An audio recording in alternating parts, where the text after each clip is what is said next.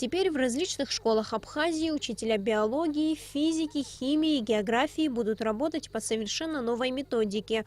В своей работе они смогут применять программу 3D-моделирования чешской компании LifeLike.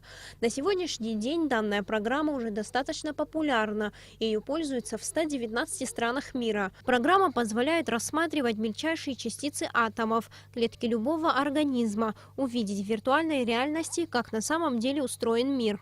Разработана она учеными известных университетов, графиками-дизайнерами. Компания основана в 2015 году с целью предоставить учителям и ученикам инновационный инструмент обучения. В самом начале нашего так называемого путешествия было желание создать что-то такое, чего нам очень не хватало, когда мы были школьниками. И компания, она началась с объединения дизайнеров, которые занимались разработкой игр, видеоигр. Они хотели привнести именно те элементы, которые захватывают учеников, когда они играют в видеоигры, и привнести это в учебный процесс. Согласно статистике, 98% учащихся, которые проходят обучение по этой программе, намного лучше усваивают тему урока. Программа позволяет по-новому взглянуть на различные предметы, а также увидеть их в виртуальной реальности.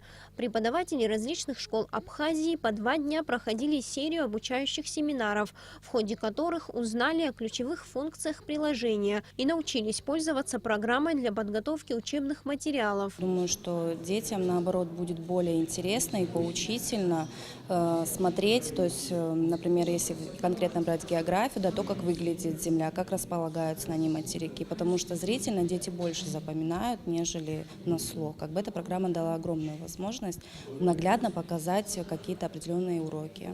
Когда в школе уже будет эта конкретная программа, у меня есть кое-какие задумки, как внедрить эти 3D-модели в уроки.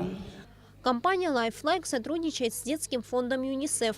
Именно они приняли решение внедрить программу в школы Абхазии. Сотрудники фонда ЮНИСЕФ совместно с представителями компании рассказали о преимуществах использования современных 3D-технологий в уроках. В ЮНИСЕФ надеются, что данный проект возымеет положительный результат у нас в стране и будет востребован.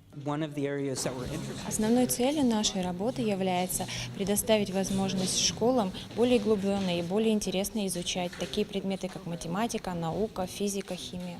Мы очень благодарны за всю ту поддержку, которую мы получили от учителей, от директоров школ, от Министерства образования. И мы очень ценим эту поддержку и действительно верим в то, что благодаря этой программе в том числе мы сможем внести свой вклад в развитие образования в Абхазии.